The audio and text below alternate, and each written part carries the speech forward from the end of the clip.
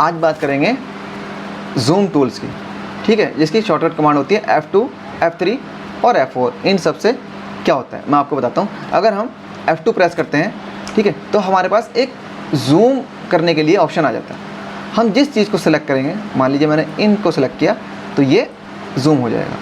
अब आप बोलोगे कि इसको छोटा करना है, तो उसके लिए हम F3 बार बार प्रेस करेंगे तो छोटा हो जाएगा, ठीक है। आप बोलोगे कि मुझे ना ही छोटा करना है ना ही बड़ा, यानी कि मुझे एक एक्चुअल पेज पे दिखाई देना चाहिए मेरा कितना काम हो रखा है।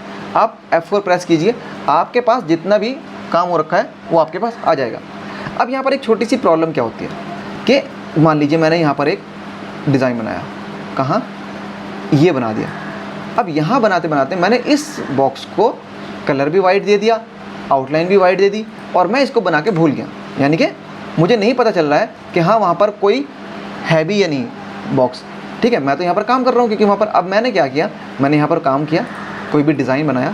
डिज़ाइन बनाने के बाद, कुछ भी बनाने के बाद, मैं यहाँ पर कह रहा हूँ कि यार मैं थोड़ा सा एक्चुअल पेज में देखता हूँ कि मेरा क्या रखा है। मैं जैसे ही F4 प्रेस करता हूँ तो ये पेज यहाँ कॉर्नर में भाग जाता है।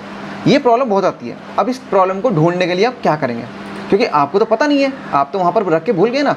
अभी तो मैं आपको बता रहा हूँ, मैंने आपके सामने बनाया है तो आपको पता है कि वहाँ पर कोई चीज़ रखी हुई है, रेक्टेंगल, कोई भी डिज़ाइन, कोई भी टेक्स्ट, कुछ भी, ठीक है। लेकिन अब आप कैसे इसको ढूंढेंगे? ढूंढने का तरीका ये है, आप जैसे यहाँ पर F4 कर रहे हैं, आपका पेज बार बार यहाँ भाग रहा है, तो इसका मतलब कुछ गड़बड़ है। आप क्या करेंगे, आप इसको करिए Ctrl+A। जैसे आप Ctrl+A करेंगे तो आपको ये पता लग जाएगा कि इस एरिया में जहाँ पर ये ब्लैक कलर के डॉट्स आ रहे हैं, इस एरिया में आपका कोई ना कोई तो डिज़ाइन है। मतलब आपको ये नोटिस करना पड़ेगा कि इस एरिया के अंदर आपका कोई डिज़ाइन रखा हुआ है, ठीक है। वो आपको ढूंढना है। ढूंढने का तरीका ये है कि आप इस एरिया में अपने माउस से सिलेक्शन ऐसे करिए। लेकिन ऐसे कब तक करेंगे, आपको तो नहीं अंदाज़ा होएगा कि वो चीज़ कहाँ है। अगर वो चीज़ होएगी तो वो सिलेक्शन में आ जाएगी, जैसे ये आई। लेकिन आपको नहीं अगर अंदाज़ा हो रहा है, आप उसको बिल्कुल करीब से आगे वापस नहीं मिल रहा है आपको, तो उसका दूसरा तरीका क्या है, Ctrl+A करेंगे। आपको ये तो कन्फर्म हो रहा है कि कोई चीज़ तो है, लेकिन आप उसको ढूंढ नहीं पा रहे, तो आप उसके लिए एक कमांड चलाइए। यहाँ पर व्यू में जाना है और यहाँ पर करना है आपने वायर फ्रेम। क्लिक करेंगे वायर फ्रेम। अब देखिए वायर फ्रेम का मतलब ये होता है कि जो कलरफुल चीज़ें होती हैं, यहाँ से मैं इसको नॉर्मल करता हूँ एक बारी और, इन्हांस करते हैं तो नॉर्मल हो जाता है। जो कलरफुल चीज़ें होती हैं और जिन चीज़ों में कलर नहीं होता है वो भी चीज़ शो हो जाती हैं। कैसे? मैं यहाँ व्यू में गया, वायर फ्रेम किया, ये देखिए। अब F4 करता हूँ तो ये नज़र आ रहा है, हाँ जी, इसकी वजह से प्रॉब्लम आ रही थी। मैंने इसको क्लिक किया, क्लिक करके जूम करता हूँ और यहाँ से इसको नॉर्मल करता हूँ। हाँ, वो चीज़ दिखाई नहीं दे रही है, मुझे कंफर्म हो चुका है। मैं यहाँ पर कलर करके देखता हूँ कि शायद मेरे काम की चीज़ तो नहीं है, कि नहीं सिर्फ एक बॉक्स है, मेरे काम की चीज़ नहीं है। मैं उसको डिलीट कर दूँगा। डिलीट का बटन प्रेस करेंगे, कीबोर्ड से डिलीट हो जाएगा। अब यहाँ पर आप F4 करेंगे तो आपके पास एक्चुअल में जो डिज़ाइन रहेगा वो आ जाएगा। ये प्रॉब्लम बहुत आती है, ठीक है। इसमें परेशान हो जाते हैं बच्चे कि कैसे काम करें, ठीक है। अब ये मैंने आपको F2 बताया। F2 से हमारे पास एक जूम ऑप्शन आता है, ठीक है। लेकिन अगर हम F2 से जूम ऑप्शन आ रहा है, मतलब यानी कि जूम करने के लिए हम Z का बटन कीबोर्ड से प्रेस करते हैं तब भी ऑप्शन आता है, ठीक है। उसके बाद ये कमांड कहाँ पर है, ये रही, यहाँ से इस कमांड से क्लिक करेंगे, यहाँ से भी ऑप्शन आ जाता है, ठीक है। दूसरा माउस से, माउस के अंदर जो एक स्क्रॉलर है, ठीक है, गोल वाला, तो आप उसको आगे की साइड करेंगे तो जूम हो जाएगा, पीछे की साइड करेंगे तो छोटा हो जाएगा। लेकिन इसकी एक कंडीशन क्या होती है, मैं आपको समझाता हूँ।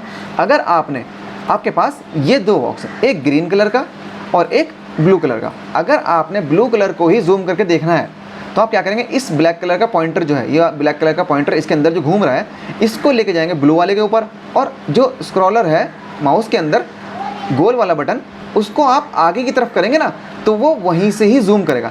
इसका मतलब ये है कि मैं इस पॉइंटर को जिसके ऊपर लेके जाऊँगा ना, वहीं से ही जूम होएगा, ठीक है। आप देखिए यहाँ पर ऑरेंज वाले के ऊपर लेके जाऊंगा तो सिर्फ ऑरेंज वाला ही जूम होएगा, ठीक है। ये इसकी खास बात है। नहीं तो आप बच्चे क्या करते हैं, यही रखे होते हैं, इसको ऐसे जूम करते हैं, फिर उसके बाद यहाँ से करते हैं ऐसे ऐसे, यहाँ से इस तरह करते हैं, उसमें टाइम ज़्यादा लगता है, ठीक है। फिर यहाँ से ऊपर नीचे ऐसे करते हैं, ऐसा नहीं होता है। जूम करने का तरीका आसान यही है कि आप इस ब्लैक वाले पॉइंटर को किसी भी चीज़ के ऊपर लेकर जाएंगे, वहाँ पर जाके माउस में जो गोल वाला बटन होता है, स्क्रॉलर बोलते हैं उसको जूम करेंगे आगे की साइड तो वो जूम हो जाएगा, पीछे की साइड करेंगे छोटा हो जाएगा। इसी प्रकार आप यहाँ पर ऑरेंज वाले पाइए, यहाँ पर जूम करेंगे ऐसे आ जाएगा। तो जूम करने के 4 कमांड है, ठीक है। छोटा करने का F3 माउस से भी कर सकते हैं, ठीक है। उसके बाद जूम बाई माउस। अच्छा, शिफ्ट F2 क्या होता है? एक्स्ट्रा कमांड है शिफ्ट F2। मान लीजिए मैंने जो है अपनी स्क्रीन पे सिर्फ ये ब्लू कलर का ही एक डिज़ाइन देखना है, बाकी डिज़ाइन नहीं देखने, तो मैं अपने कीबोर्ड से प्रेस करूँगा शिफ्ट F2। ये देखिए ये आ चुका है मेरी फुल स्क्रीन पे।